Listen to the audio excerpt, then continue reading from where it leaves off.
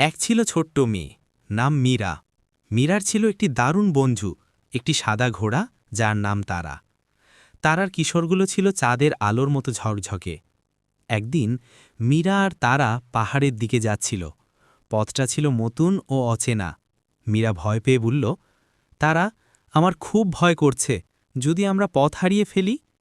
তারা মাথা নেড়ে বলল, ভয় পেও না মীরা, যখন কোনো কাজ কঠিন মনে হয় তখন চোখ বন্ধ করে লম্বা শ্বাস নাও। আর মনে রেখো, সাহস মানে ভয় না পাওয়া নয়, সাহস মানে ভয় পেলেও এগিয়ে যাওয়া। তারা ধীরে ধীরে পা বাড়াল। মীরা তার কথা শুনে সাহস পেল। সে শক্ত করে তারার কিশোর ধরল। তারা দুজন সাবধানে নতুন পথে এগিয়ে চলল এবং কিছুক্ষণের মধ্যেই দেখল সামনেই সুন্দর একটা বাগান। মীরা আনন্দে হেসে উঠল।